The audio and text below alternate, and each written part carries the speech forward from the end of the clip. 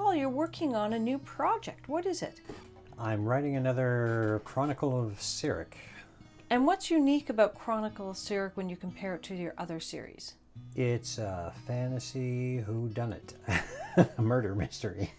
And why don't you talk about those very often? I don't get much of an opportunity to work on them because the other books consume more time and effort, but I do like to write them from time to time. They're more novelettes. They're shorter in length, but I really enjoy the character, and the character shows up in some of the other series as well. What is it about this that you find interesting or difficult? I like it because it relies on... Cyric is a temple knight of St. Matthew, but he's tasked with investigating various things on behalf of his order, which usually involves a murder or a mysterious death. Sometimes it's fantasy related, sometimes it's not, but it takes place in the same world of Idenworth. Why does it take you a little bit longer to plan this out in comparison to some of your other ones? Well, it's a lot more complex in the sense that it's a murder mystery, so I have to figure out all the clues that are going to allow the reader to possibly figure it out. Then I've got to put them all in the right order, figure out who knows what when he's investigating all the suspects. So it's a bit more planning. Once I get the planning done, the writing part actually goes pretty quick, but the planning takes a lot longer. And why won't you tell me who done it before I read it to edit it? Because I want you to try to figure out on your own, before you get to the final chapter, who you think done it, and then I can see if the story holds up well enough and it has enough evidence and to support the plot I worked on and so on. I'm not sure that's fair. Well, I need an honest view of whether or not I've done my job as an author and provided the clues. I want the reader to be able to potentially figure it out, but I also want there to be some red herrings and things to sort of throw people off as well. You want to make them work for it. Yes. And that's part of the fun. Yes. How many pages have you written in your outline?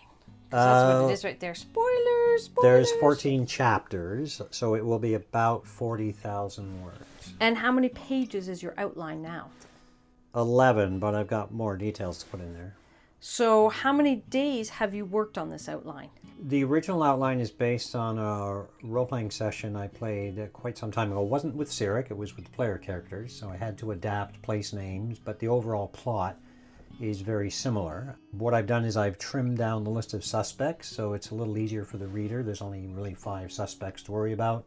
It's kind of one of those rules of a cozy mystery. You don't want hundreds of potential suspects, so we want to keep it simple.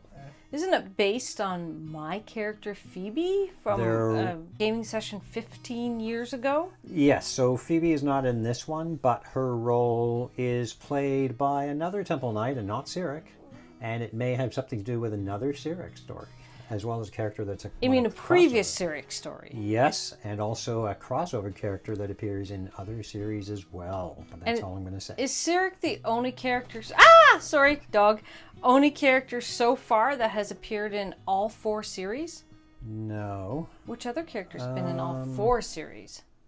So Cyric doesn't... let me think. He's in the Frozen Flame. He is not in... He's in Heir to the Crown. Power Ascending, but he's mentioned in Power Ascending, and he plays a very important role. Yes. By the same token, the character of Marlena appears in a Cyric story.